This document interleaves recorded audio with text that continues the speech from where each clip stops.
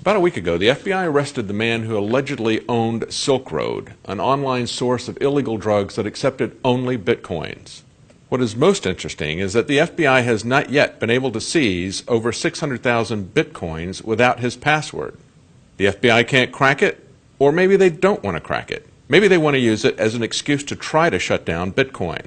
While the war on drugs has been an absolute failure by any metric, the war on property rights and the war on due process has been a resounding success for the feds. We've seen an abuse of civil forfeiture without due process, without people being charged with the crime. In many cases, the people who have their property seized are never charged with a crime. So one of the key reasons to stop prohibition is the ludicrous unconstitutional extremes the government has taken in property seizures. But it isn't just that bitcoins are hard for the feds to seize. They also offer something that feds hate even more, and that's privacy.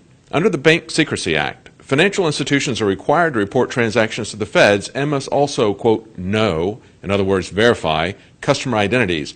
In other words, the Bank Secrecy Act means there is no secrecy with banks. But as we've seen with HSBC, when large banks know their customers are drug cartels or terrorists, the feds leave them alone if they're a big bank that supports the central bank fiat money scheme. HSBC was caught laundering money for Sinaloa and Zeta drug cartels. They were caught laundering money for Hamas, Hezbollah, and Al-Qaeda. Yet Assistant Attorney General Lanny Breuer said HSBC would almost certainly have lost its banking license in the U.S. The future of the institution would have been under threat, and the entire banking system would have been destabilized if they hadn't just given them a slap on the wrist, if they had enforced the laws against money laundering. But HSBC was too big to jail because they serve the fiat banking system and they partner with the feds in running drugs and in arming terrorists. The feds hate Bitcoin because it serves as an alternative to their banking system and their control. They would love to destabilize it, but that's not going to be easy. If the government tries to shut down Bitcoin like they did Liberty Reserve, they're going to have a problem. There is no single person for them to move against like Budofsky at Liberty Reserve. Bitcoins are both anonymous and decentralized, so it'll be very difficult for the feds to try to shut it down. If they do, they will drive it underground. But if they can get a hold of the 600,000 Bitcoins, which are 5% of the outstanding total of Bitcoins at the time, they could try to destabilize it. Good luck with that. It will be very transparent if they try. For InfoWars Nightly News, I'm David Knight.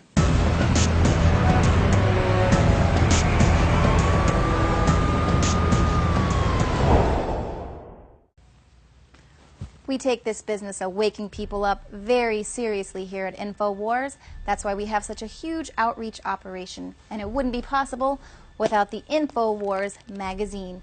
And we have a very special October edition for you. We're going to make it super easy for you to get interactive with your friends and family by giving you these lovely cutout masks. Not one, but two very scary educational tools for you to hit the street. Join with the collective. Just go to sleep, and when you awaken, there'll be no more free will. And whatever you do, don't get a copy of October's special Infowars.com magazine. Whatever you do, don't resist. Give in. 260,000 of you could be out there as Obamacare or Prozac, the killer clown. Hi, kids! It's me, your favorite selective serotonin reuptake inhibitor! Just cut along the dotted lines, cut some holes for the eyes, and attach a few rubber bands, and you are ready to wake up America this Halloween. Remember, kids, Obamacare is for you and your family, and so is Prozac and Ritalin. So whatever you do, don't secure your copy of InfoWars magazine and resist, because death is good for you.